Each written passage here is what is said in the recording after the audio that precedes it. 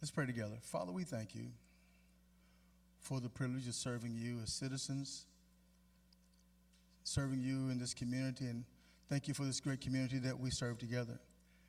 We pray now that this meeting will be filled with understanding and insight and enlightenment, but most of all, let us remain in a spirit of unity and faithfulness together to serve a bigger purpose than just ourselves, but to serve the greater needs of this city.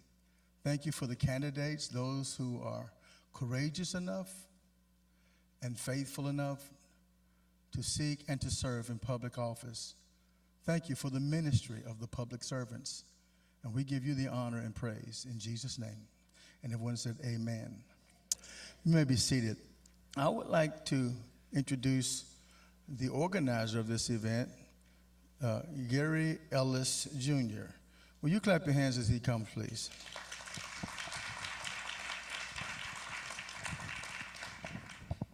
I want to say thank you to everyone for coming out and for being engaged in the voting process and learning about the candidates, what their views are, what their positions are, so that we can make informed decisions on November the 4th.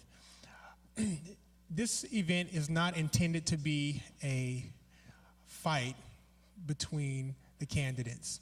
So if you come looking for some biting of the ears, some kicks and punches, you may not get that here. This was intended to be an educational forum for you to learn about each of the candidates, what they believe, why they believe they are the best candidate for this position here, and something that can be done in a way that we can all leave together as friends, hopefully, all right?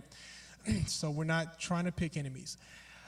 I was looking for a great moderator for this event, and I'm so honored that the lady that agreed to moderate this event is a former teacher at West Creek High School.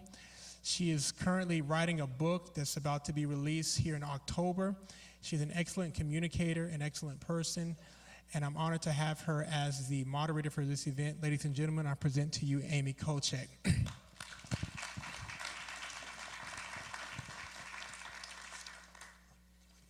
evening. Good evening. I don't need to say it again. Is anyone proud to be a Clarksvillian? I just made that word up. I don't know. I'm proud to be a Clarksvillian. I'm really excited tonight because I think it's important to be involved in your community. So you all being out here and sacrificing your evening says a lot about you and about how much you care about where you live. So this is exciting. So before we start, I'm going to set out some rules. The first rule is that the candidates may not ask each other direct questions during the forums. The candidates shall not address each other with proposed pledges. The moderator will not ask follow-up questions or comment on either of the, I can't comment on either of the, this is going to be difficult, of the questions asked by the audience or the answers of the candidates during the forum. The audience members shall not ask direct questions to the candidates. The audience members will submit questions in writing to the moderator. No candidate may reference or cite any specific individual sitting in a forum in the audience other than family members at any time during a forum. And candidates are to remain within the designated answer time and may be cut off kindly by the moderator if they go over. So those are the rules for tonight. And just so you all know, we do have time cards. So it's 1 minute. It says you got 30 seconds left, and then it says time's up. You get it upside down. In case you all are wondering about the time cards, they use those on me on Sunday.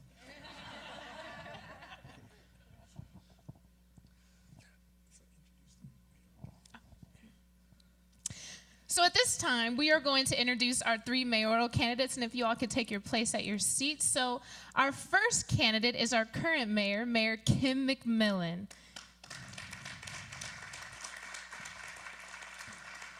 Our second candidate is Bill Summers.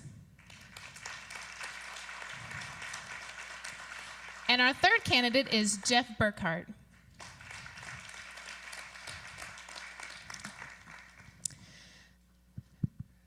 In the interest of time, their bios are provided in the booklet that you received, at the beginning, so we're going to get right into the questions at this point in time. So I'm going to start with the first question, which reviews experience, your experience. Since each of you have had political experience, what are the top 3 efforts during your tenure in public office that you are most proud of? And Mayor, let's start with you with that question, please. Thank you very much. And it is a pleasure to be here. And I want to thank you, Pastor Ellis and Gary, for conducting this forum for us to come out and really meet the people here in the city to let them know our views. Now, you've asked me what are the top 3. It's really hard to narrow it down to 3 because I think there are so many good things that are happening here in Clarksville, Tennessee that I'm so proud of. But I will say I think the first thing that I am the most proud of that has happened, I believe, during the first 4 years of my term is the fact that I believe that I have been able to restore the confidence in the mayor's office. I have worked very hard to make sure that the public understands that I am honest, that I have integrity, and that I have accountability. And I think that may have been something that wasn't always evident to the citizens of Clarksville before I got elected. And so I will say, I think that's 3 things. I talked about honesty, trust, integrity, and accountability. And I would say that probably is the primary thing that I believe that I've been able to accomplish in the last 4 years, and hopefully I'll be able to continue that on for the next 4 years. So thank you. Okay, Bill, let's hear from you. Thank you. As a city councilman, some of the deeds I've been extremely proud of is actually serving the citizens and needs for Ward 10 in the city of Clarksville. When I was running for office in 2006, I had listened to the folks, their accomplishments, the things they wish to see built in our city, the list of needs and improvements. I worked on this to accomplish that. I've tried to provide a method to communicate with our constituents so they could measure my progress and see that I was keeping my word.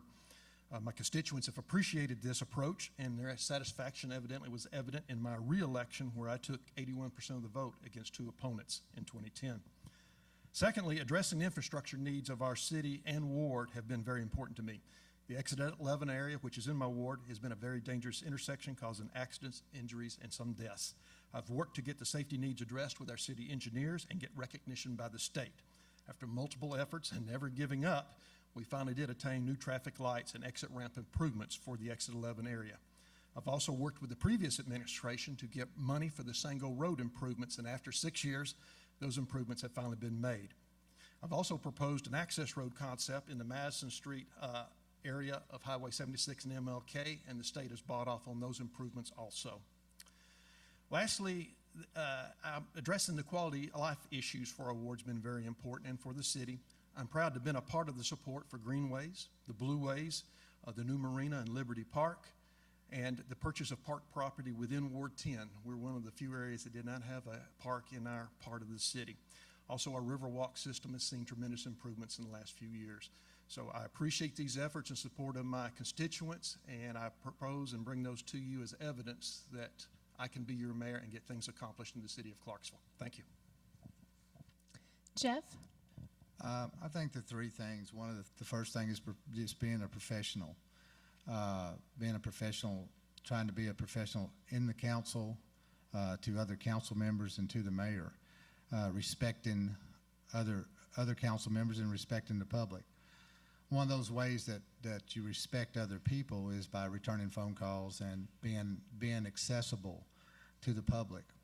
I pride myself very much in posting my mobile number on the website so that people have easy access to call me anytime, and I'm very proud of that fact.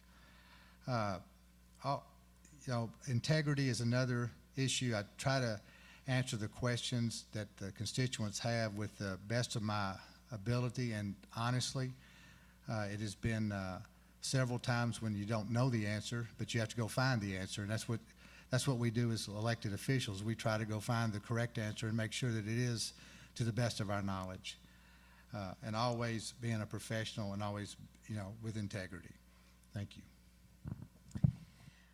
The second question is still based on your experience. So, based on the fact that the office of mayor is the chief executive of the city, what experience besides public office do you believe makes you the best candidate to run this city? And Bill, let's start with you with that question. Thank you. 4 points, I believe, that would make me the best candidate. First, I'm the only candidate up here that's actually asked a lot of the hard questions at the city council meetings about city businesses, and often I don't get an answer for those. As mayor, it would be mine to provide those answers and research them. Second, Clarksville is looking for a new direction and someone willing to stand up and put the city's interest ahead of any political or business interest. I'm the only candidate that has a record of doing that.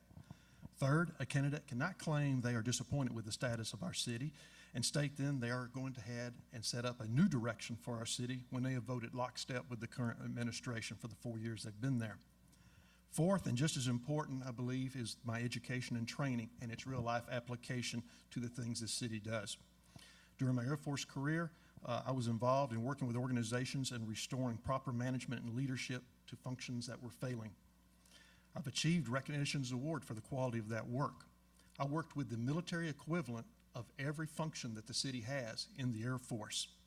Many of the contracts I did after I retired to the Air Force for civilian organizations were similar to my military career in helping the business reorganize and giving them the tools and processes in which to manage at a higher level of competence, doing a better job, and at more cost efficiency. Any failure on my part in any of those years on any of those projects would have meant that organization would have failed, money would have been lost, they could have possibly gone out of business, and the customers and the people that depend on those paychecks may have been out on the street. My career has basically been to restore the leadership and viability to those businesses. The management and leadership of Clarksville is exhibiting a number of the same symptoms that I have corrected in a number of other organizations. It is for this reason that I offer myself to lead Clarksville back to its proper position of being a city that's used as a model on how prosperity can be achieved. Thank you. Mayor?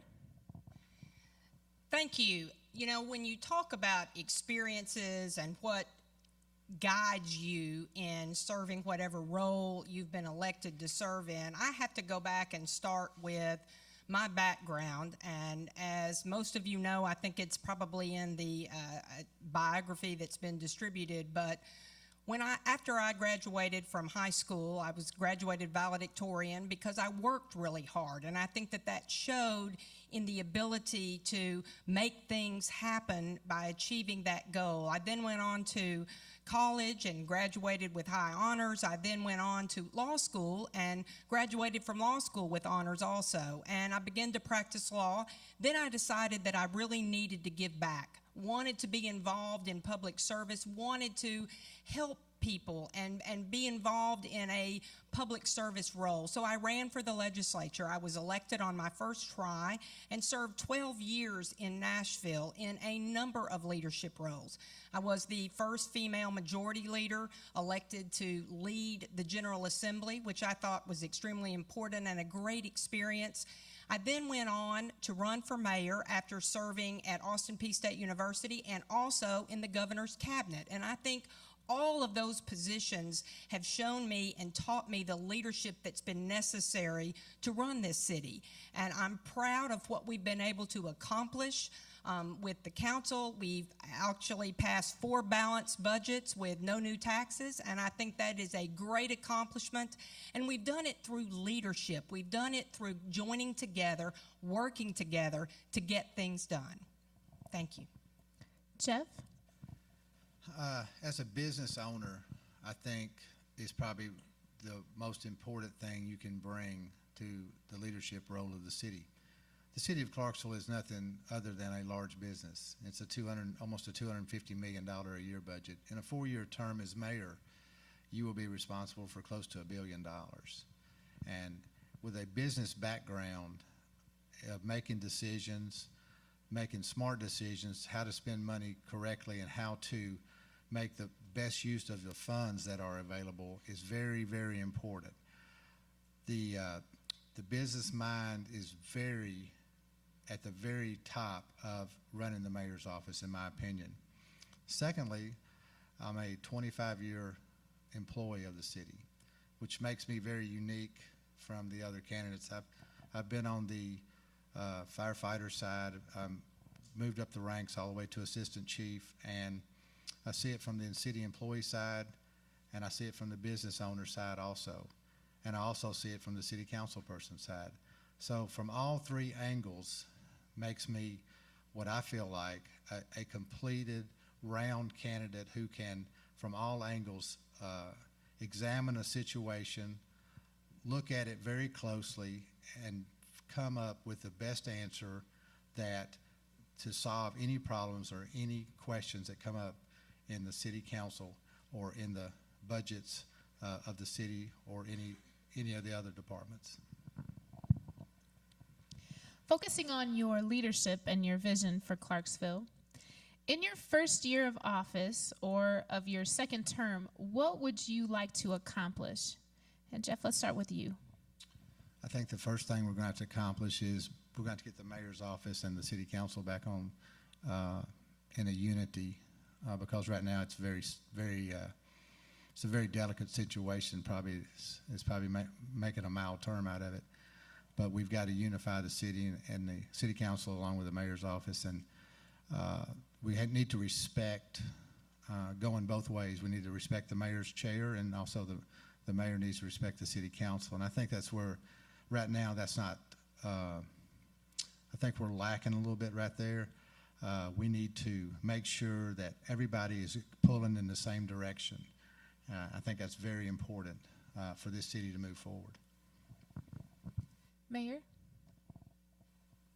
What I would like to see accomplished is the continuation of what we're doing right now, and that's moving Clarksville forward. We are so lucky to live in this community. Clarksville, Tennessee, as I always like to say, I believe is the best city in America to live, work, and raise our families. And we need to keep focused on that.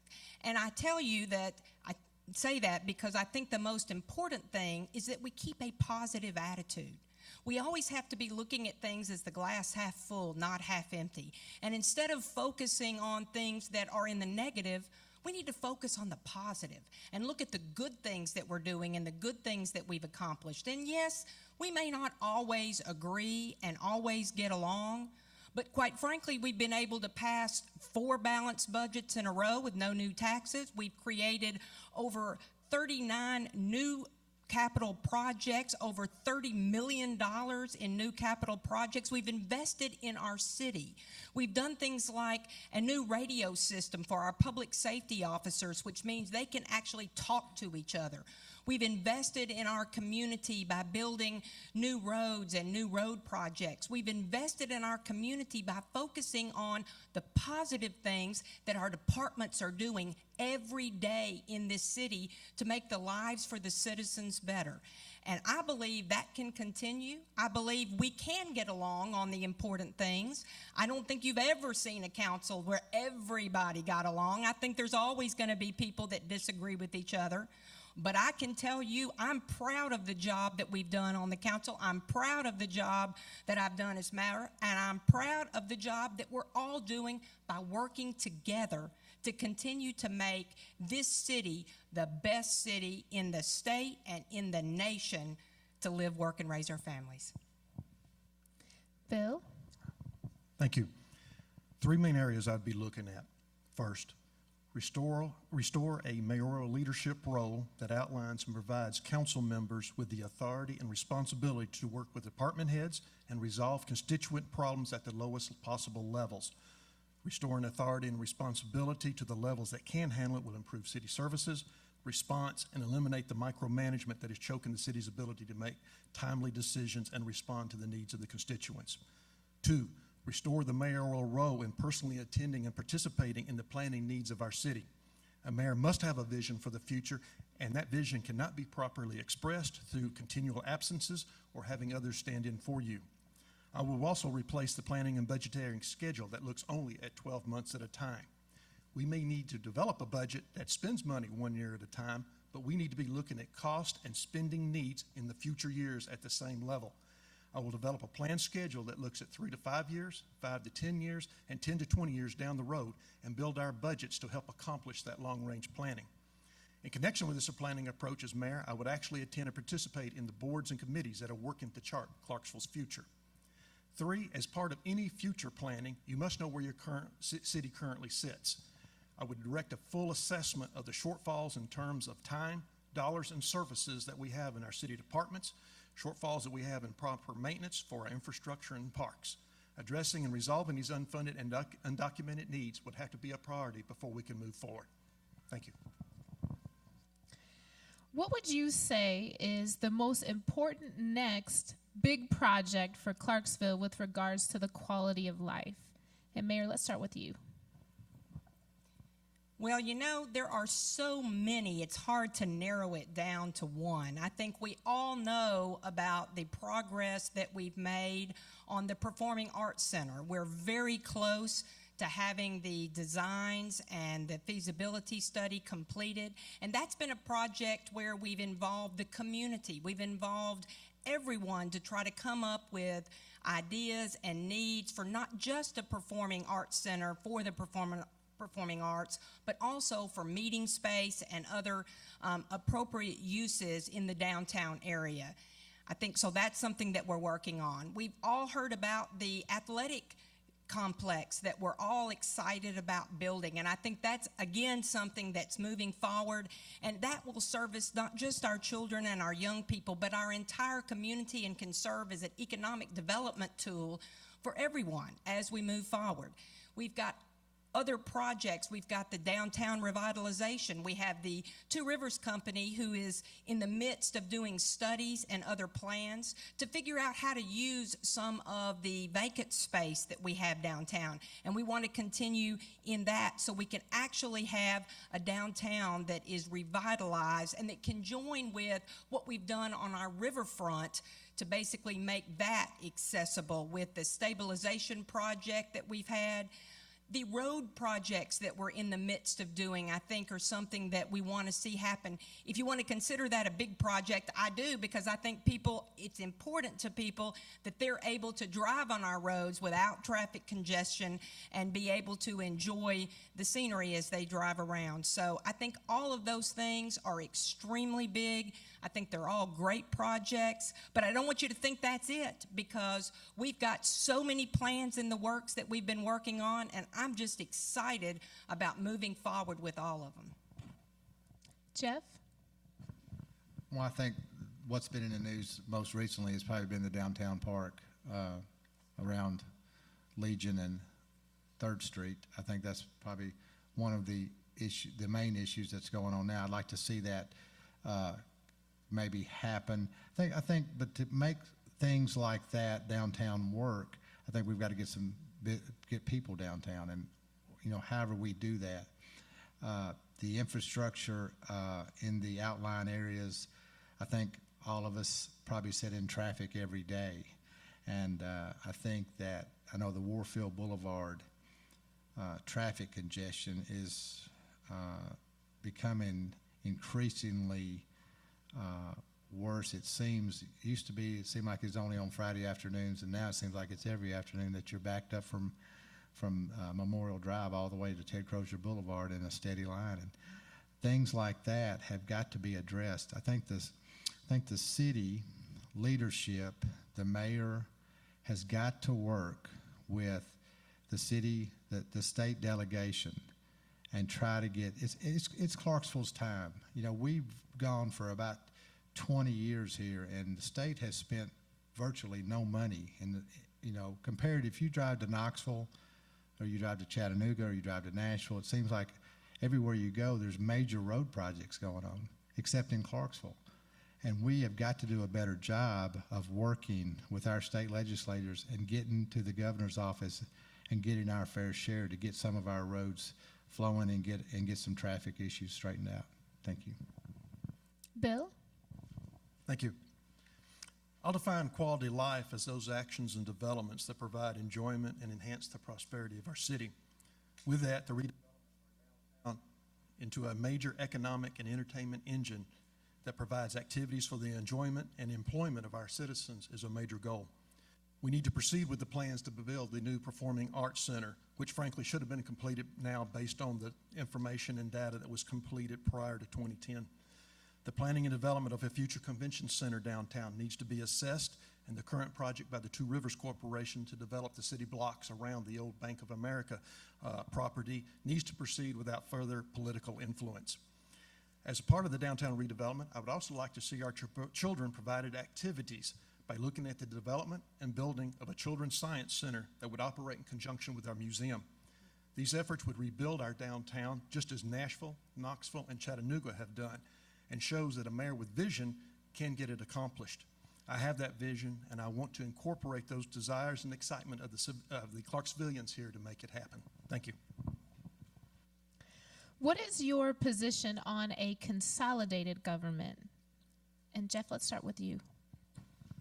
I am very pro consolidated government. I think last time in the city, if I'm not mistaken, it passed around 70 to 72%, I think it passed in the city. Getting it passed in the county is a little different situation. I'm not sure until the education is ramped up in the county to have the citizens of Montgomery County understand the benefits. I'm not sure that it will ever get to full passage, because it is required by the state charter to pass in the city and in the county in two separate, by a majority in both in the city and the county.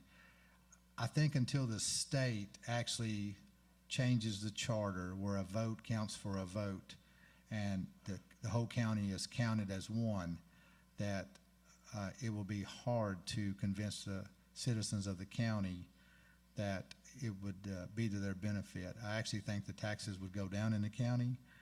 I know how metros work, and there's different levels of service, and I would love to see that enacted here, but again, it's going to take major education, especially in the county, to get that passed. Bill? Thank you. I support the concept 100%. However, we in the county are going to have to develop a fully detailed plan to present to the citizens of both the city and the county. And the overall purpose of consolidated government is efficiency and cost effectiveness. We've got to look at reorganizing from top to bottom, from mayor to the people that work the streets and in the trenches, of how we're going to organize that government and the cost associated with it. The citizens of the city and the county have never been presented a fully detailed plan. If you recall in the last vote, we still had issues dealing with law enforcement and a couple other areas that they said we'll resolve after the election. That is not the way you convince people to support an initiative on consolidated government. You've got to have the detailed plan of who's going to do what, when are they going to do it, and what it's going to cost. The other thing is, if you show an organizational setup of what a consolidated government will look like to all the people, you can show the numbers of people involved and the cost. Each year, the city and the county come up with a budget. They know exactly how much property tax they're going to collect, how much sales tax they're going to collect, and other revenues that will come into the coffers of the city and the county. There is no reason why we cannot present a spending plan to show what a consolidated government would look like then on cost. When you present the cost and the structure, you can then ask people what their opinions are. We've never provided that full detailed review and report to them. If they wish to make changes to it, you can build the model, incorporate their changes, and have the computer basically spit out the bottom line of what did that change do. Did it make it more efficient? Did it save money? Did it require more cost? And then you can look back at what needs to be done on that. Until we do that effort, and we've got to realize too, if you're saving cost, it may call for the combination of jobs. People do not have to walk the streets because you consolidate. You can do job freezing, early offer retirement, and because it will be a time-phased approach, you can work and retrain people into the areas that you have shortfalls for workers. Thank you. At this time, we're going to have a question that was submitted from the audience. I'm sorry. Mayor? I was all caught up in taking time. Did you not want me to answer the question? I'm sorry, Mayor. That's okay. I also believe in consolidated government. but I believe in it for a different reason than maybe others, and that is because while it is, I believe, more efficient and more cost-effective, that's not the primary reason that I believe that you should consolidate. You should consolidate so that you can join together to get more benefits for your entire county like Metro Nashville does. And you know, we're one of the few counties in the entire state that only has one incorporated municipality within our county boundaries. So it makes it much easier and much more likely to be able to consolidate on that basis. But as has been said before, the biggest problem is you've got to have an education effort to make people that live only in the unincorporated area in the county understand what the benefits would be to them. Because as we all know, most people in the county think if we consolidate, their taxes are going to go up, they're going to lose their jobs, differences are going to occur with, for instance, the law enforcement in both the city and the county. So we've got to have an educated effort, but I believe that educated effort has got to be a joint effort between the city and county governments, so that the entire county commission, the entire city council can all be educated to see the differences and how you can make it work, and then they can go out and educate the populace and get them on board so that when you have that vote, you can actually get it passed. Because remember, you know, the state constitution requires that you have to have a majority in the city limits and a majority outside the city limits. And that cannot be changed except for a constitutional amendment change. That is very difficult to do. In fact, when I was in the legislature, Representative Head and I attempted to do just that, and it was not successful. So thank you very much, and we just need to keep working on it. At this time, we will have an audience question. I got it right that time. The question from the audience says, would you propose and or support a stronger city government contract writing policy that will address the liability on contractors over cost overruns and have a stronger specific time completion failure penalty? I'll read that again. Would you propose and or support a stronger city government contract writing policy that will address the liability on contractors over cost overrun and have specific time completion failure penalties?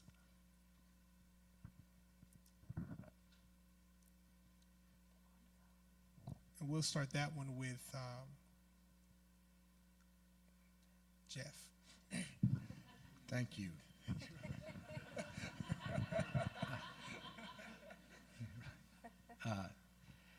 The way the bidding process is done now is something that is done strictly by project, fire station, whatever we're doing.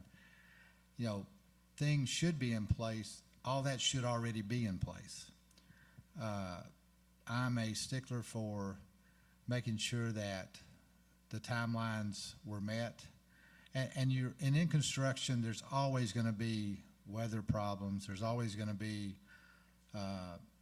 unforeseen things that can happen, especially the larger the project, the larger the risk. One of the things that the city is now doing that I don't agree with is we're not doing enough RFPs for our professional services. We're letting the department heads pick who they want to use for projects of professional services. And that is very dangerous in my opinion. I think there should be RFPs sent out for every professional service over a certain amount, whether it's $1,000, $5,000, or $10,000. But for a department head to be able to go out and pick his architect or pick his engineer for a specific job, in my opinion, is a recipe for disaster. And that needs to be looked at strongly. I have argued with the administration now. I have argued with the people in that department, and they say that it's against the law to do that, and think that I've talked to the state comptroller and everybody else, and they say we should be doing RFPs, and I promise you we will be doing them under the next administration. Thank you. Mayor? You know, I think, and I've almost kind of forgotten the question, but I think that I understand it. And I will say that the current system that we have in place right now has been the system for many, many years. It does require that bids go out for projects. If it is a true bid, then you have to select the lowest. The lowest and best is the one that is selected. So we can do that. The contracts that we enter into with the contractors and the other bidders that are successful are very detailed as to exactly what they can do, what the price is. They can't go over unless there is a change order that's entered that's agreed to by all the parties. They also will have a system where specific things will be provided for in a contract, so that if there are weather delays or if there are unforeseen circumstances, there will be an effort to allow the contractor or the ultimate bidder of the project to be able to keep going with some changes that are made. So I think we do have a system that does that. As far as the professional services, that's the way that it's always been done also.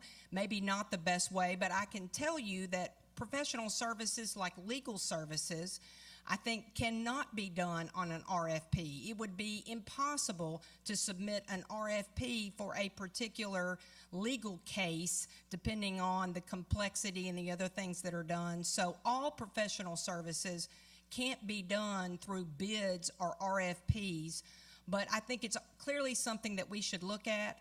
I can tell you that I hold people to the fire. I hold their feet to the fire. If they go over, that's something we're not going to allow, and we're going to make sure that things get done on time, within cost, to give the best deal to the taxpayer we can. Bill? Thank you. I agree that we need to send out more RFPs and on professional services. There's no reason that a professional service provider cannot give you details of how they would go about the project, their planned approach, and some of the issues they would see in performing that project. The city is lacking a professional management contract function. I've worked with a number of these in other organizations. When we bid a contract, right now it's left up to the department to basically try to manage that, because our small contracting function is busy setting up the next contract to go for bid and do the policies and legal work on those. We need a professional group that when we give out a contract, it will be assigned to a contract manager who will work with the department head to ensure that it's carried out and help follow up on those needs and requirements stated in the contract. Now, as far as the city holding feet to the fire, I point out the restaurant at the Liberty Park and Marina that we are years behind in getting that built. Now, while we supported the concept of the marina, deadlines were never in any of the contracts, even though some on the council tried to put those in. Right now, the current contract looking at the Roxy is behind time. Until we actually put some meat into and teeth into the contracts to specify timelines, penalty requirements, and if we have continued contractors that can't meet those requirements, maybe we have to start blacklisting them until such time they can improve their quality of work and service to the city. Thank you. Thank you. These questions focus on the economy. There is a lot of concern regarding the economic impact of the sequestration on our local economy. What would you do to help to minimize our economic dependence on government dollars to fund our local economy? Jeff, let's start with you. Oh, sorry. That's okay. I'm good. I think we're all hoping that is very minimal. I think I'll start with that.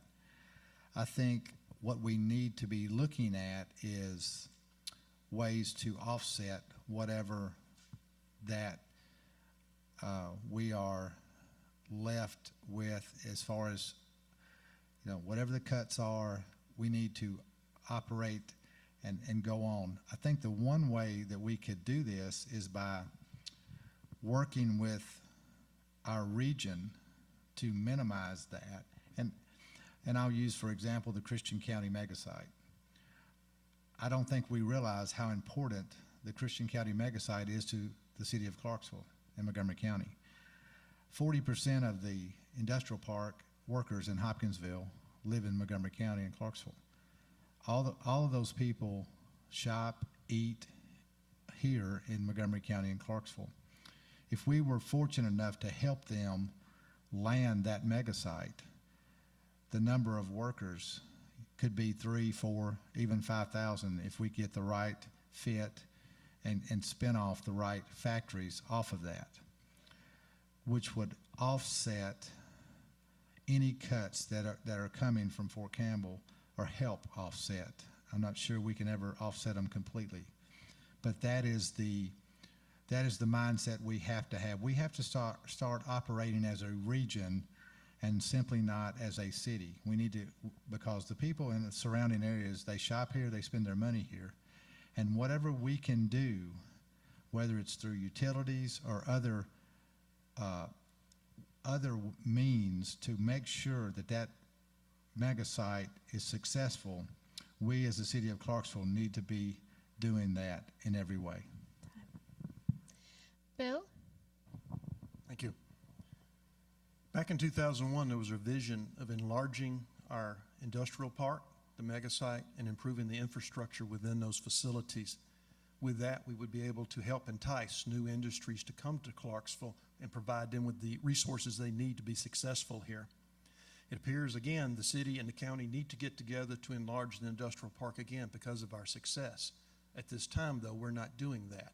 The ability to bring the tire plant here was not necessarily and only on the efforts of the state, county, and city recently. It goes back to the decisions 13, 14 years ago that we were going to expand our industrial park and bet on the future that we could bring new industry in to provide jobs for our people.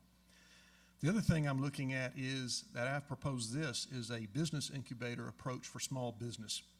Small business is the backbone of Clarksville and any other city in our country. With this incubator, it would be a one-stop shop for a new potential business operator to come in and receive information and help on trying to start up a business in Clarksville. We would come to the business person at a facility in which they could work their business plan, their financial plan. They could get information on all the business permits and legal requirements that are needed. They could receive help on the best place to try to locate their business. And then once they've got all those answers and they're prepared to go forth and start up their business, then we just don't boot them out the door and say, good luck to you. I'm looking to have a mentor system. Now, bits and pieces of all I said exist in Clarksville, but it's not in one place. And the average person doesn't realize where they need to go to find that. With this one-stop shopping, we could do that. And I've already talked to business leaders, many who have retired, who are chomping at the bit to be one of those mentors and help young, new startup businesses to be successful. The statistics show that if you can provide that kind of help and effort, you're 2 to 3 times more likely to be a successful business. And successful business creates more jobs, it provides revenue not only for that business and the city. Thank you. Mayor? Yes, I think we always have to be focused and conscious of what is happening at Fort Campbell. And as all of you know, with the recent attempts at sequestration and what is happening, the city joined together with the county and our friends and partners in Kentucky to come together to form a group that provided a detailed response to the SPIA report to Congress to show not just why we shouldn't suffer the same cutbacks that all other communities might suffer, but because of the importance and significance of Fort Campbell to our entire region. We did that because we believe in Fort Campbell. We want to make sure that they stay as strong as possible, not just for us and our economy, but for our nation and for the safety and security of all of the citizens of the United States. Now, as we move forward with that, whatever is going to happen is something that we're going to work towards together. We all have a number of important programs that we've already put in place. We mentioned things about small business centers and startups. I have been in negotiations and discussions with the Entrepreneurial Center in Nashville, which has been a great boon to their economy. They are looking at doing the same thing here for us in Clarksville. That's what we need to do, is partner with those people in our regions like we've done with all of the 10 counties in Middle Tennessee to move forward on those kind of projects so we can make one-stop shops for people. We're already doing it some now. We're really helping and we're moving forward. We've got plans in the works to really relocate some of our building and codes officials to the gas and water building so contractors and business entities won't have to go to 2 different places but can go to one place to get all of their business done at one time. It really takes a collective effort of people. It's not just formulating the plan and saying, this is what you got and this is what we're doing. It needs input from all of us working together like we've done and been successful. Thank you. What steps would you take to improve the median job income for Clarksville? Bill, let's start with you. Well, thank you. I sort of refer back to my last answer for the last question.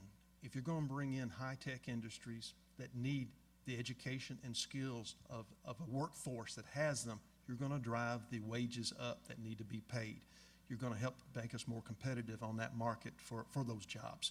The other thing, again, is if you're going to get people to crank up their own small businesses and they're successful, they're going to generate their own revenues right there. They're going to give other people jobs. That's going to help raise the revenue also. The other thing we got to look at is, are we working as smart as we can? Some jobs and skills are being phased out because they're no longer needed in our society. We need to work with our colleges and our community colleges. We need to work with the state in trying to work cross-training efforts and bring these people and make them aware that there are other opportunities for higher paying jobs out there and work on trying to get them into these programs. The jobs of the future. You've heard Governor Haslam talk about this and training our workforce to bring those new jobs in. That's the path we're going to have to take locally. But again, to help get the skills, the training we need to bring in these businesses, we're going to have to work with the county and the state in order to bring those businesses in here and drive a demand for those kind of workers on those high-skilled positions, paying positions. Thank you. Mayor? The way that you get the median income up is you create jobs that pay more than other jobs. I think it's pretty simple, and I think we can all realize that.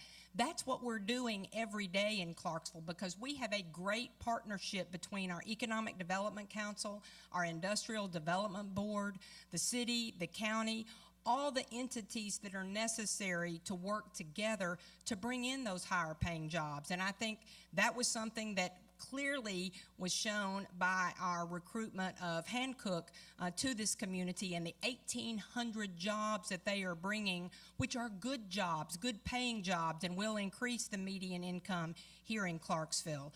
We continue to work on projects with Austin Peay, and we have a partnership to create new programs at Austin Peay that will allow the education to improve, which will create that demand for higher need jobs, just like we did when Hemlock was coming and we realized we had to have a better program to educate the chemical engineering technology students so that they could go forward to get the good, more higher paying jobs. We did that. We worked with the Tennessee Board of Regents and the state, and we created that 2-year program at a 4-year university to provide that training. That's what we have to do. Working together, we can make all of this happen, and that's what I pledge to do as your mayor. Jeff? I think one thing is to be more small business friendly. We need to concentrate on helping small businesses get started by not making so many issues as, even going to get water service and sewer service and gas service and building codes and things like that. Those costs, maybe look at those in a business setting to be paid over time instead of all things having to be paid up front. I know that Mike Evans and his staff at the chamber do an incredible job of getting jobs in here, and I know there's several jobs several chances of some more jobs coming into town all the time. They're always working. One of the things I think we need to do a better job of is marketing. We're a gig city, and what that simply means is we have some of the fastest internet in the country. And downtown is somewhere that we could locate some very high-paying jobs that could definitely use our internet speed off of CDE. And we would love to be able to get those people in here. And if the way to get medium jobs to pay more is simply to get more higher paying jobs in here, because all that does is they spend more people who start business, the more people who have higher paying jobs simply spend more medium paying jobs. Thank you. One of the challenges of a growing community is managing debt without hindering growth. How do you plan to address this problem in our community? And Mayor, we'll start with you. Thank you. Well, I'm going to start the answer to that question by saying I don't think that it is a problem in our community. Everyone always asks, what is your biggest challenge? And you always say the growth. The growth is a challenge, not a problem. We are rewarded by the fact that we continue to grow because we're a community where people want to be. Now, what we have in Clarksville is a wonderful debt management policy that we have followed for years, and it's something that tells us how we actually issue our debt and what for and what we deal with on a repayment schedule that goes out years into the future so that we can make sure that we can provide for the repayment of the debt in a cost-effective manner. We have done that repeatedly. We continue to do that. And as you grow, your debt management policy has to account for that growth. That's why we have a number of financial advisors that advise us on a daily, weekly, monthly basis as to where we stand on our debt repayment schedule and what we can do when we want to issue new debt. It has to be approved by both the comptroller, our financial advisors, and then it all comes to pass at the end of the year when you have your annual review by the bond rating agencies, Standard & Poor's and Moody's and the others. And what they have said is we have been rewarded because we are a community who does the right thing with respect to our debt management policy and have been rewarded with those AAA ratings continually year after year after year. Jeff? One of the things that I see as a problem in the future is going to be roads and infrastructure. We need to work more closely with the state again, and again, it's our turn. It's our turn to get some of that state money into Clarksville so that the citizens of Clarksville don't have to absorb a huge amount of debt. We need those roads that Knoxville and Nashville and Chattanooga are getting. We need to be in that conversation. Growth is wonderful.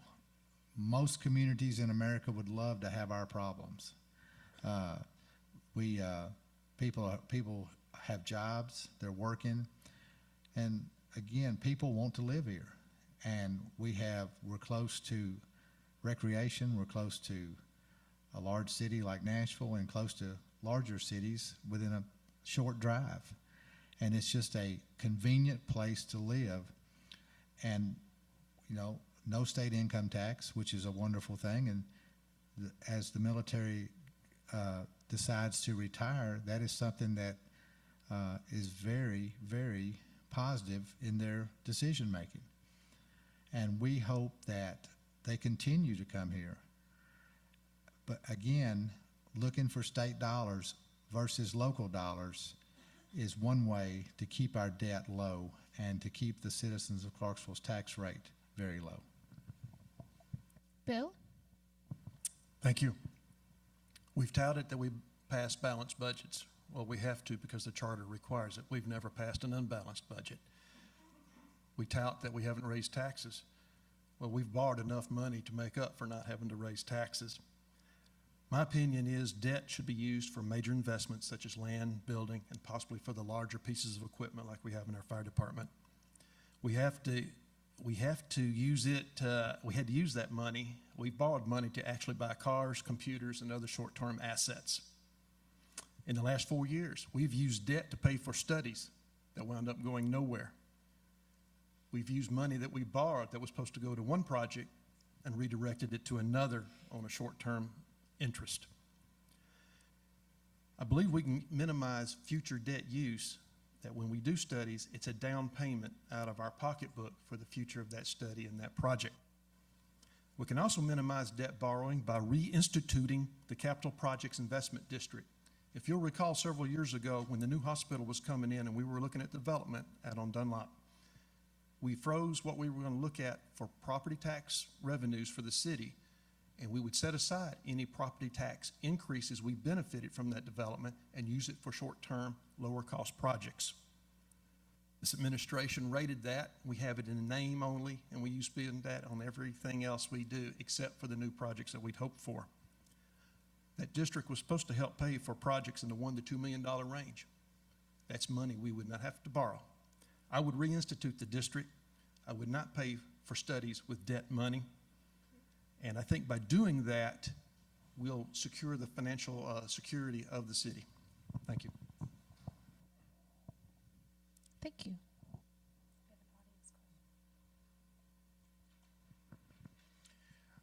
The question from the audience says, a Clarksville company that expanded in 2012 has announced that it is relocating to Nashville. What would you do to prevent that from happening to other companies which are currently located in Clarksville? A Clarksville company has expanded in 2012, has announced that it is relocating to Nashville. What would you do to prevent that from happening to other companies which are currently located in Clarksville? We'd like to start with Bill Summers. Thank you.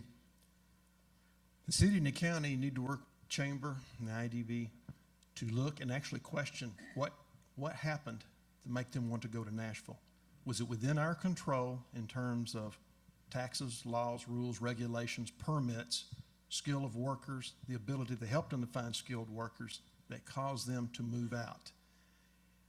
It's sort of after the horses left the barn in the case here, but I'm not aware that anybody has approached this company. I think I'm aware of which one it is, to ask them specifically, why are you leaving and what could we have done different to make this your home and to stay here and keep the jobs? We were talking about high-paying jobs, high-skilled jobs, the very thing we're trying to bring to this area, and it's going down the road to Nashville. Until that time, when we start assessing what the needs are of our business people and trying to fix those needs or address those needs, the city may not be able to address them all, but we have Aspire, we have the chamber, the IDB. They can build that list of things that we need to address and help them in staying here. Because once you start letting one business go, the others may be looking to leave also. Somehow Nashville has managed to draw and attract the business to them. We've got to be as competitive in trying to bring them back the other way. Some of that may be infrastructure requirements. We've got to address those needs right there. And again, if it's the skill of the workforce, we need to find out what skills those are, work with the state, the IDB, the chamber to try to get people in here trained and skilled. We have a massive resource of skilled people at Fort Campbell. We need to start pairing up those abilities, working with the Army up here to ensure that we're directing those people to where the jobs are and working with their job placement forces if that's the issue at hand. Thank you. Mayor? Yes, I will say that this particular business, and I think we all know who they are, they have been talked to by numerous people, and I want to make sure that everyone realizes how hard our Economic Development Council and our Industrial Development Board and all of the economic development folks from Aspire on down work to make sure that we're doing everything we can for those businesses that are currently located here and those that are going to locate in the future. There are some times, however, that we cannot offer a company something that they desperately need and another community can, so they may try to go somewhere else. But what we do in that instance is we look for other businesses to come that we do have the resources and we do have the ability to take up for them. And in this case, the business that left was replaced with another business that actually is providing more economic benefit to our community, because that's the kind of business development attitude that the people that work for both the City of Clarksville, Montgomery County, and the private Economic Development Council and Aspire and all of those organizations are all about. They meet every week and every month to think about what they need to do to continue to grow business in our community and provide the kind of business climate that I think we need. That's why we've been so successful in this community at attracting businesses, and we're going to continue to be successful if we all work together, put our heads together, and see what we can offer these businesses to make sure that they're happy here and they're comfortable and they want to continue to live in this community. Thank you. Jeff? Well, in the industrial park, as a factory and or business leaves town, the first thing is to make sure that we can figure out why it left, what the problem was, whether it was infrastructure, whether it's trained workers or whatever. We need to be in touch on a weekly, monthly basis with industries in the park that make sure they're getting everything from the city and the county that they need. I think it's going to be very important in the next few years that the city and the county work hand in hand, making sure that the industrial park has everything it needs out there, whether it's utilities from the city, land from the county, public safety, fire service, police protection, whatever it is, to make sure those businesses are having everything they need to be in business. Part of the problem I see with stuff going to Nashville is that we as a city continue to send a lot of our professional work to Nashville, whether it's lawyers, whether it's accountants, whether it's engineering. All those jobs continually go up the street to Nashville. And we've got to make sure that the city taxpayers' dollars are staying in Clarksville. You talk about building jobs and building medium income jobs. An engineer's office, a lawyer's office, accountant's office, that we send millions and millions of dollars a year to Nashville, we just lost some jobs. And we as a city are doing that to ourselves, and we have got to do a better job of keeping those jobs here in town. Thank you. This next question is focused on education in Clarksville. Knowing that the county is the administrator of the public school system, which was consolidated, in what ways do you believe the city can work with the county to support public education? Mayor, let's start with you. I think that we're very fortunate in this community to have the consolidated school system that we do. And in fact, the city helps every day because almost 75% of the local option sales taxes that are collected within the city limits of Clarksville goes to fund our school system. That's more than is required by the Tennessee Code Annotated, which is about 50%. And then we, on behalf of the city, provide even more. We go above and beyond what we have to do or what we're required to do by law to help with our school system. We do many other things to help with the school system. For example, in a couple of years ago when we had the massive school shootings that were a tragedy across this country, we realized that we didn't have the number of SROs in our schools that we needed. The budget had already been passed, and the county didn't have the ability to shift around dollars within their budget to make this happen. So the city stepped up and said, we will help you. We will make sure that the children are protected and that they get what they need because the community deserves that. So the city actually went forward and helped fund the SROs through our police officers in our schools to make sure they were protected. That's the kind of thing that we have to do. We have to recognize what we can do and then do it for our children, for our families, and for our communities. And we will continue to do that. We will continue to fund the school system and help the county with that option as we continue to move forward with our school system. Jeff? The school system does a wonderful job. First of all, Dr. Worthington and his staff are incredible. I would like for the city as a council, as through the mayor's office, to have a better understanding of the school system. I would encourage anyone in this room to go through Leadership Clarksville Montgomery County School System. It is a wonderful, eye-opening experience, and you really see the incredible job that they do on a daily basis. And those guys and girls are just amazing.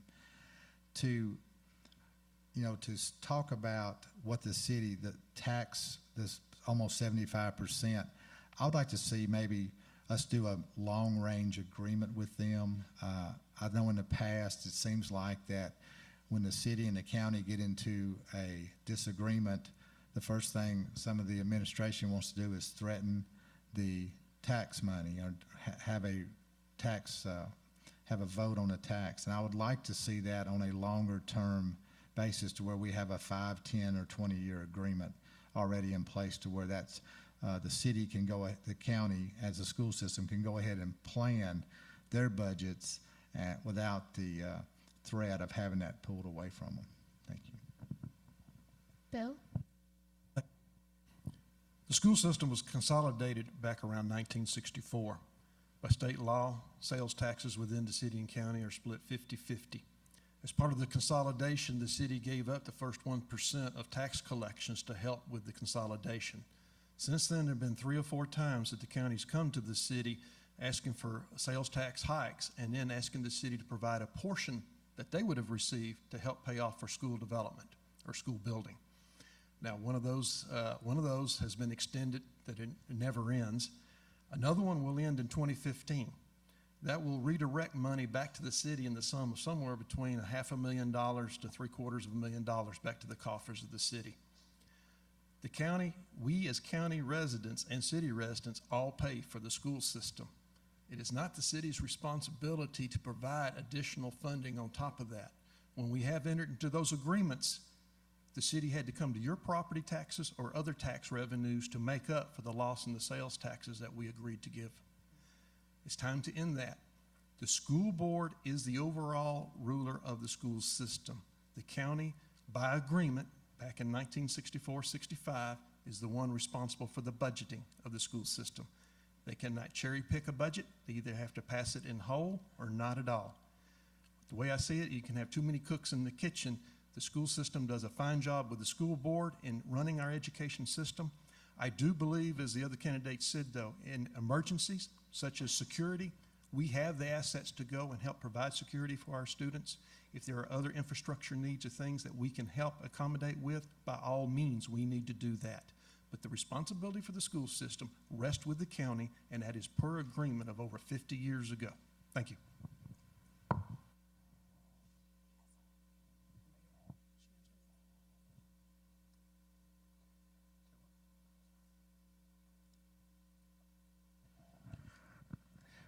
This is going to be another audience question. It is my understanding that Clarksville has the highest euthanasia rate for unwanted animals in the state, with other American cities now importing unwanted pets from Clarksville. What can be done to reduce the number of animal deaths in our city?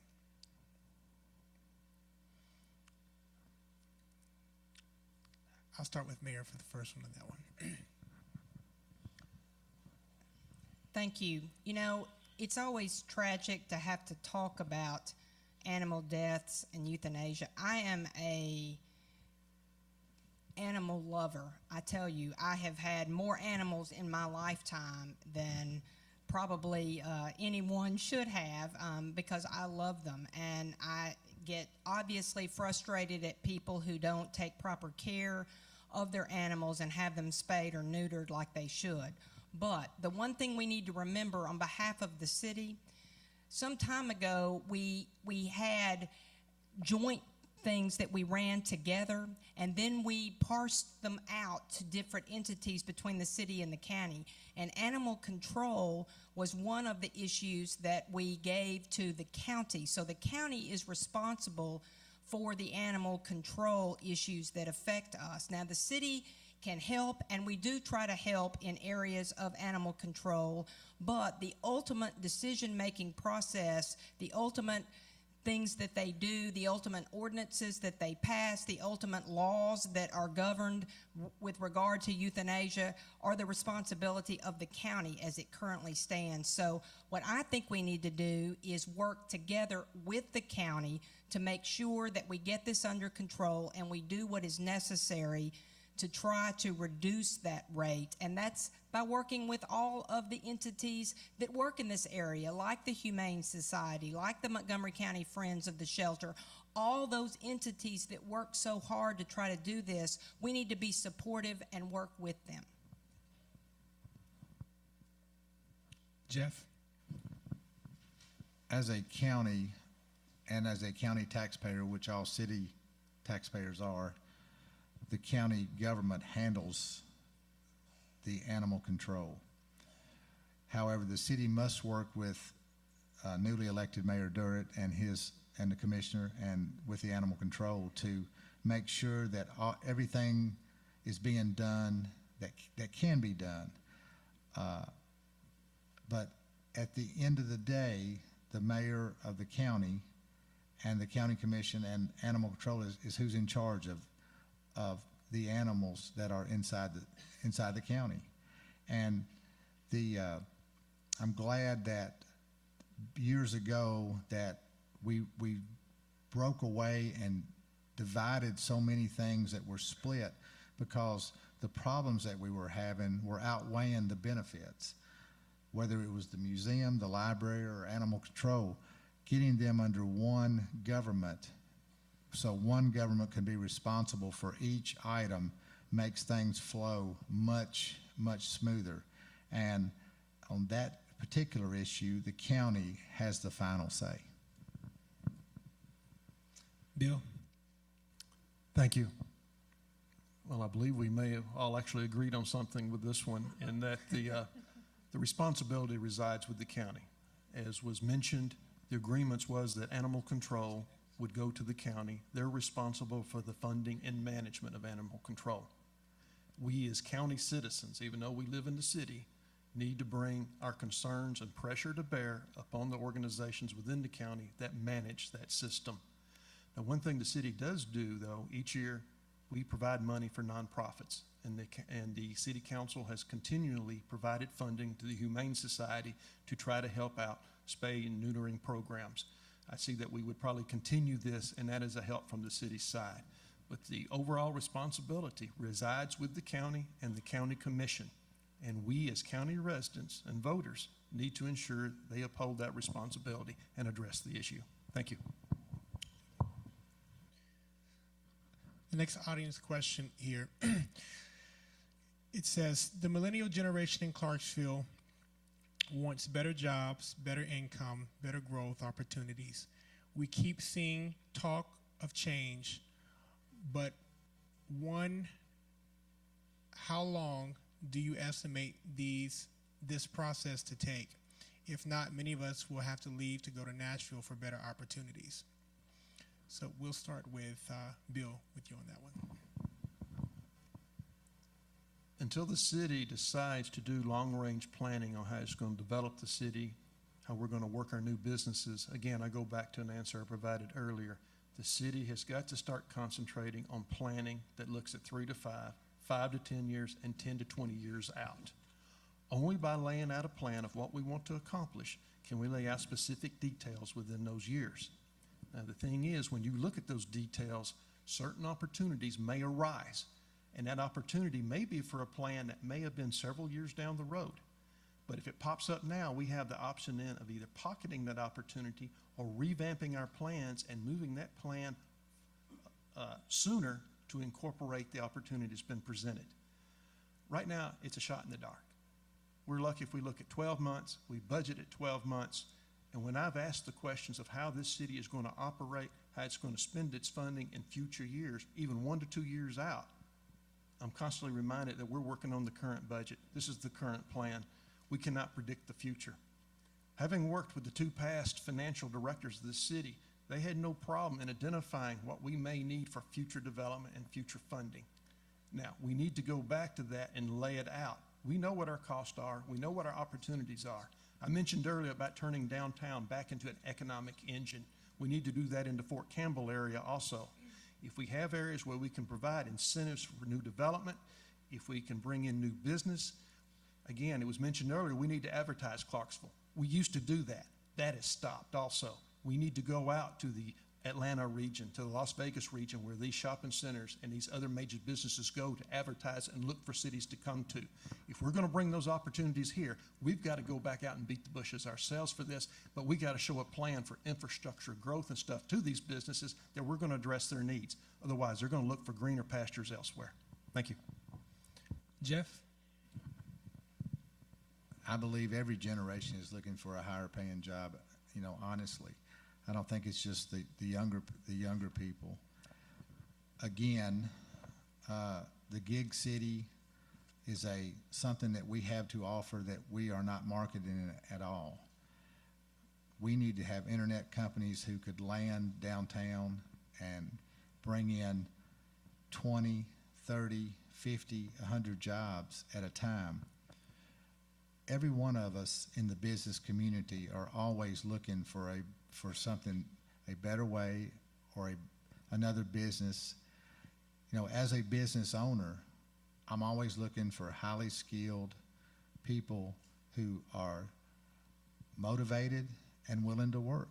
And I think that's, as a business owner, I think most business owners are all looking for that exact same person. And I'm a believer in small business, and Clarksville is somewhat limited on being a business-friendly town. I think we could be more business-friendly. I think we can work to be really, really good at this with the right leadership and the right direction. I really believe that Clarksville can name its price on as far as bringing as many good jobs to Clarksville as we can need. And like I said, we've got to start marketing. Mayor? Thank you. And I'm going to answer this question by going back to something I said at the very beginning. And that is, we've got to be positive. People don't want to come to a community where all we do is preach gloom and doom about different things. We are so fortunate in this city to have growing business, growing industry, a growing tax base. The reason that we haven't had to raise taxes is because we continue to exceed the estimates every year of the taxes that we're collecting, because we're continuing to see housing starts are up. Everything seems to be going well. All the companies are continuing to expand. More and more jobs are happening here. There's a reason for that. It's because we're the kind of community that people want to come to. They want to live here. They want to do business here. They want to have their children and have them educated in this community. And we do plan. Every time we take out a major loan for a capital project, we have to have a specific plan that goes way into the future about how we're going to repay that loan. That's the planning that we're doing in the future to make sure that we can do that. The things that have happened recently with all of the capital projects that we've done have been to really promote our growth in both our infrastructure and our business community. The radio system that we have for our police officers, what we've done in that area, all the road projects. We have gotten more road projects and more grant money, over $70 million just in the last 3 years alone, from the prospect that we're willing to work with the state. We're willing to work with TDOT. We're willing to work with other communities to bring those kind of projects and good jobs here. Let's keep it up. This question focuses on crime prevention in our community. Clarksville is a very different city than it was 20 years ago. In the last 2 years, there has been a rise in gang activity and drug abuse. My question is, will you drive crime lower than it is today, and what would be your strategy? Jeff, let's start with you. We don't have a choice. We have to. Whatever that is, we continually have to move the resources of the police department to that area. We need to get more officers in the neighborhoods. We have not been doing that in the past few years. We go down the road, there's police officers running radar on every road in town, but there's nobody inside of our subdivisions. And, I understand the need for controlled traffic. I understand that. But when we're on Channel 4 and Channel 5 News every morning because of our crime, we have got to, from a leadership role, bring in the department heads and say, we can't do this. We're not doing this correctly. We've got to go a different direction. And whatever that is, as far as bringing in, do we need to shift more patrol officers into a gang-related unit? Do we need to just have more patrol units? Or do we need to, hire more officers? Whatever that is. But right now, in the past 2 years, as you said, we have a very, very serious problem on our hands. And I think part of the problem is that, I question whether the administration is even aware of this problem. And that bothers me. Thank you. Bill? If you're going to address crime, you've got to have a police force that's properly staffed. In my first term on the city council, we worked very hard to bring the police department up to 2 officers per 1,000. That's what Chief Ainsley has decreed is what is needed to address the criminal needs, law enforcement needs of the city of Clarksville.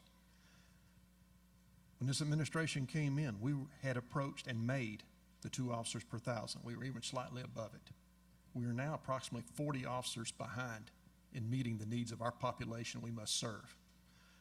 I have tried on the last few budgets to add police officers. It was voted down by my fellow opponents. Now, unless you staff the police department to the proper levels, they've got to have the people to address the need and put them on the streets. We've got a law. Our police department is nationally accredited. We have got competent officers. They know what they're doing, but they can't do it all with as few people as they have. The other thing is, in looking at this, which was a disappointment, which the council brought up in the last budget, the New Providence Policing Station was going to disappear because the grant and fund had run out. Now, it seems like it had been proven successful, but yet this administration did not see nor want to put the money back into that. It took the efforts of the council to recognize we had a successful program going on in New Providence. Crime had lowered. There were fewer issues. We were seeing things calm down there. The council put the money back in. Leadership at the top should have seen that. It should not have to have gone to the council to restore the money for a program that was working and being effective against crime in that area. And we may have to expand that elsewhere. So leadership, staffing them back up, and putting a few positions in around the 3rd or 4th quarter this year is a late effort to try to make amends for falling so short behind when it was pointed out by myself and others on the council we needed to keep up and be proactive. That's a very easy thing to do with the police department. If it's 2 per 1,000, that's very easy to budget. Thank you. Mayor? I first want to say in response to this question that I believe we have the best police chief and the best police department in the entire country, not just in the state, but in the country. They do an excellent job. And just to make sure that everybody is aware of how excellent they do, they have been reaccredited for 3 years in a row, which is the first time that's ever happened in the city of Clarksville because they're doing things right. The next thing I want to point out is that in this year, We are second in the state with the lowest crime numbers of any other community over 50,000 in the entire state. In 2012, we were number one. We had the lowest crime rate of any community over 50,000 in the entire state. So they're obviously doing something right. And if you want to know what we're doing about gang violence, let me tell you what we're doing. We knew that it was an issue. We knew that it was a problem. And in this budget year, Chief Ansley asked for and was rewarded in the budget with 8 additional officers to establish a gang intelligence unit, which is out there working every day with the TBI and the FBI to identify gang members, reduce gang violence, and be able to work with our state legislature and our state delegation and the entire General Assembly to make sure we're identifying those members so we can enhance their sentence. We are doing something about it, and it's working. Thank you. This question is about mixed income housing. Now, this is a 2-part question. Do you feel like the Clarksville Housing Authority and the city are working together and moving in the right direction to meet the growing demand for affordable housing? If yes, what progress has been made? If no, what changes are needed and what will you do to help make those changes? Bill, let's start with you. I believe the Housing Authority, in my opinion, has become rather complacent when you look at the areas that we are providing affordable housing at this time. Yes, we maintain them, we put new roofs, we try to work the air conditioning, but we are sustaining an old concept. You go to Knoxville, where KCDC, Knoxville Community Development Commission, works. They have redeveloped their areas, and they are developing new neighborhoods where you will have a mix of people of different incomes and different backgrounds working. The old housing areas are old and out of date with what we need today. You go to Nashville, you look at the places where they used to have public housing. Most of them are being torn down. Most of them have been torn down. And now you're seeing model neighborhoods built in their place. They've gone after federal dollars for rebuilding. They've worked with local money for rebuilding and the state. We have sat by and watched our fellow cities get that money, and we have failed to go ask for a lot of it. Now, we are trying to look at a plan now that will redevelop one of those housing neighborhoods. But the thing is, we're still looking years out. We should have been working on this years ago. There was an effort in the city community housing office to try to pull together the Housing Authority, the Community Action Agency, and other agencies that deal with housing for those that need it in low-income areas. But there was not the emphasis of the effort to help pull that together and make it one working organization. I believe we may need to look at reorganizing that and put the city and the Housing Authority under one head, similar to what Knoxville's done with KCDC. They're an example to follow because they've been successful and they've moved forward with successes and getting the money they need to revamp the system. Thank you. Mayor? This is a good question, and let me make it clear here so that everybody understands. When we talk about affordable housing, that's not the same thing as public housing. Affordable housing is a place where people can live based on their income, not a supplement from the state or the federal government to allow them to live in a public housing unit.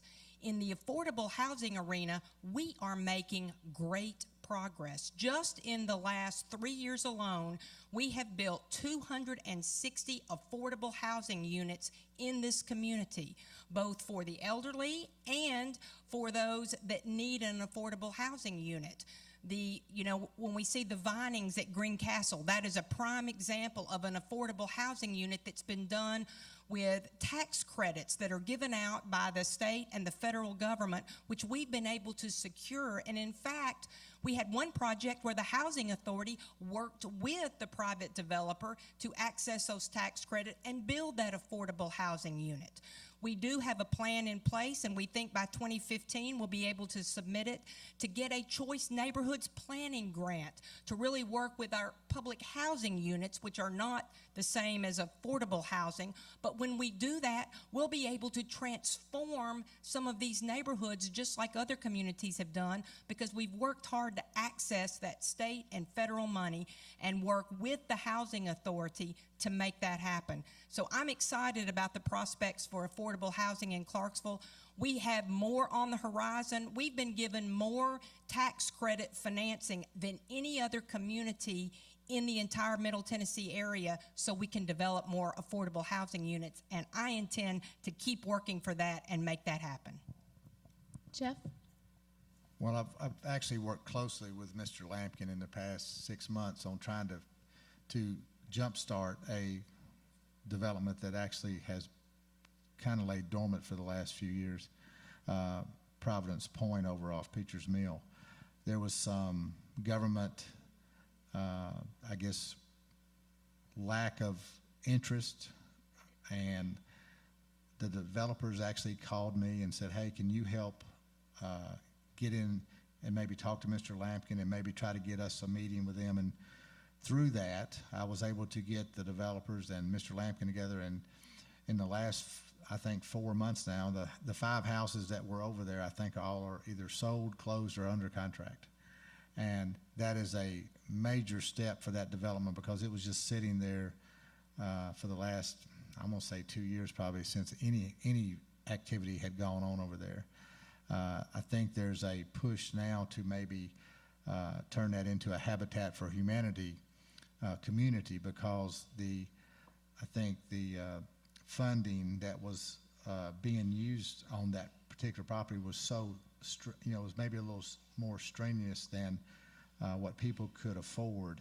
And being able to work with Mr. Lampkin and the private developers, we got those houses moving, got them off the payroll, got them off the tax rolls of the city, and got actual families living in that house. Thank you. Thank you for all your answers. At this time, we would like to hear closing remarks from each of you. So, Mayor, let's start with you. Thank you so much for the opportunity to come together and to be able to provide this type of educational forum to let individuals all over Clarksville know about us and our positions and where we think we're going.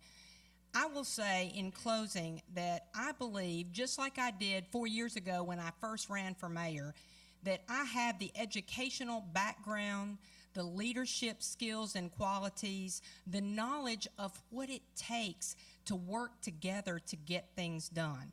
We have been so fortunate and successful in this community, and what I have tried to do for the last 4 years is really try to get over some of the lawsuits and some of the delays and some of the other problems that we were experiencing and move forward.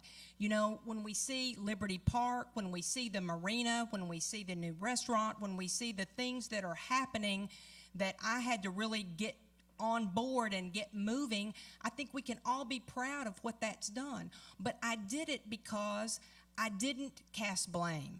I didn't criticize. I just got in there and rolled up my sleeves and made things happen. And I believe that in the last 4 years, I have worked my hardest to restore the integrity, the trust, the accountability in the mayor's office that this city needed and this city deserved. And I think that is probably one of the most important things that we can do. I want to continue to do it. I ask for your vote as we move forward. We've got so many great things on the horizon. We've accomplished so much already, and we're ready to go and continue to move forward. And I believe that I have the leadership skills, the qualities, and the educational background to continue to make it happen. So, oh, they cut me off. Thank you for listening, and as I always say, I would appreciate your vote in November. Thank you. Jeff? Again, thank you to the church here and to Gary and his staff. Done an incredible job tonight, and we appreciate that very much. Appreciate the opportunity. I think one thing we've learned from the earlier election in August is people are ready for a change. I think people are ready for, I think there was 11 new positions elected in in August. I think people are sense that they're tired of the same old, that we're growing by leaps and bounds, even in spite of what I would consider questionable methods. I think that the taxpayers are spending too much money on certain items. We're not spending enough money in other areas. Again, we talked about a lot of money that's leaving town. I think we're leaving millions of dollars are leaving town on a yearly basis that need to be in this town. Everybody talks about wanting to create jobs here in town. I think the one thing we can do is leave our money here and let our money work for us instead of continually sending it to Nashville. I would appreciate your vote. Early voting starts on October 15th. Election day is November 4th, and I look forward to the same change going forward that the county has going for them, and I think all of us are looking to move forward. Thank you. Thank you. Bill? Thank you. Again, I'd like to thank Abundant Life Outreach and for you attending tonight to listen to the proposals and ideas we have for our community. The number one issue in this election is leadership, or what has been the lack of leadership. A leader has to provide an imagination or a vision of where we want to go. You've got to be able to find the path and describe the path to reach that vision. You've got to be able to communicate that vision to the people and to the council that you need their support and how we're going to get there. And once you do that, you actually need to implement a decision. Get it going, get it done. You've got to realize, too, that in order to get the decision implemented, you need to motivate those who will be affected by it. In this case, it's you, the citizens, to have you motivated on board with us and understanding where we're trying to approach and reach that vision. And the thing is, with any vision and path, nothing's ever perfect. As you know, for those fellow veterans out there, when you're creating a war plan, as soon as the first bullet flies, the plan goes out the window and you may have to adapt and adjust. The city leadership has to be able to adapt and adjust.